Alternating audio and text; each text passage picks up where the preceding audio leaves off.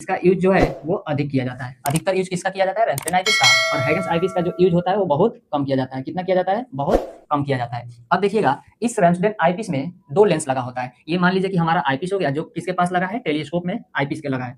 इसमें दो लेंस कुछ इस तरह से अरेंजमेंट होते हैं और दोनों लेंस जो होता है कैसा होता है? कॉन्वेक्स होता है। तो ये देखिएगा ये आपका कॉन्वेक्स लेंस हो गया और ये भी कॉन्वेक्स लेंस हो गया।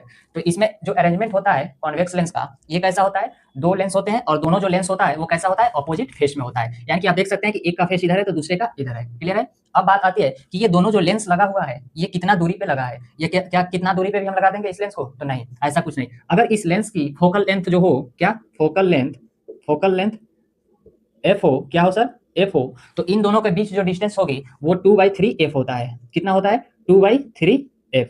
और ये दोनों लेंस हमने आपको बताया कि सेम फोकल लेंथ की होनी चाहिए।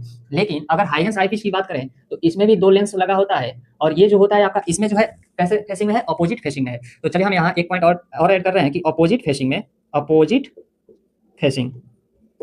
लेकिन इसमें बात करें तो सेम फेसिंग होता है। सेम फेसिंग यानी कि दोनों का मुंह जो होता है वो एक ही तरफ होता है। तो देखिएगा ये कुछ इस तरह से आपका ये हाइगेंस आईपीएस में जो होता है आपका लेंस लगा होता है और दोनों के बीच की दूरी जो होती है इसमें कितना होता है? देखिएगा इसमें जो है देखिए आप सेम फेसिंग है, एक ही तरफ दोनों का मुंह है। क्लियर है?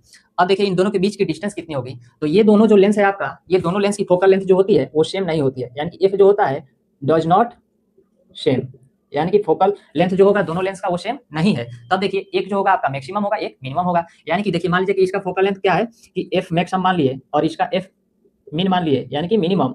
कोई तो एक ज्यादा होगा या एक कम होगा। क्लियर है? तो जो ज्यादा है उसको हमने एफ मैक्स मान लिया और मिनिमम वाले को एफ मिनिमम मान लिया। अब देखिए इन दोनों के बीच की दूरी जो होगा वो कितना होगा? 2/3 एफ मैक्स होगा या फिर 2/3 सॉरी 2 एफ मिनिमम होगा।